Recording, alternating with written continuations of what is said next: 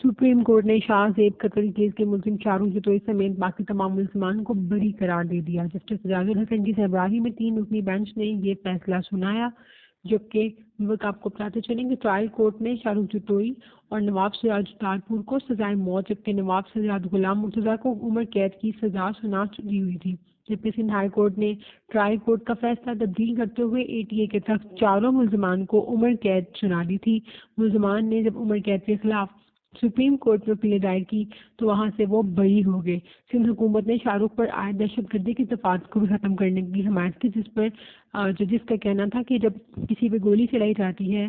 گلی میں یا روڈ پہ، ٹارگٹ کلنگ کرنا کیا دہشت گردی کے زمرے میں نہیں آتا، جس پہ ان کا کہنا تھا کہ آتا ہے، لیکن آلریڈی صلح نامہ تو ہو چکا ہے، ایسے دہشت گردی کی دفعات کو بھی ختم کر دیا جائے۔ یہاں آپ کو بتاتے چلیں کہ شاہ زیب قتل کیس 25 دسمبر 2012 کو پیش آیا تھا، جس میں شاروخ جتوئی نے اپنے ساتھیوں سمیت شاہ زیب کے اوپر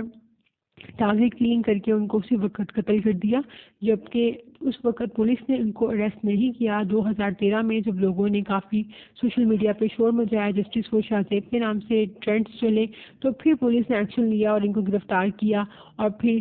جون میں 2013 میں ان کو سزائے موت سنا دی گئی۔ لیکن سپٹمبر 2013 ہی میں، یعنی ان کو اریسٹ کرنے اور سینٹینس آف ڈیتھ کے بعد 3 مہینے بعد ہی شاہ زیب کے فادر جو کہ DSP تھے، انہوں نے اور ان کی وائف نے صلح نامہ دے دیا کہ ہم اس کیس کو مزید پرسو نہیں کرنا چاہتے، ہم اپنے دل سے اس کو معاف نہیں کرتے، لیکن جو حالات ہیں ہم ساری زندگی خوف میں نہیں گزار سکتے۔ اس کے بعد وہ پوری فیملی وہاں سے آسٹریلیا، پاکستان چھوڑ کے آسٹریلیا سیٹل ہو چکی ہے، اور یہ کیس بیچ میں بند ہو گیا تھا، لیکن 2018 میں اس کو دوبارہ سے ری اوپن کیا گیا، اور اب جب دوبارہ سے کیس چلا تو اب ان کو مکمل طور پر بری کر دیا گیا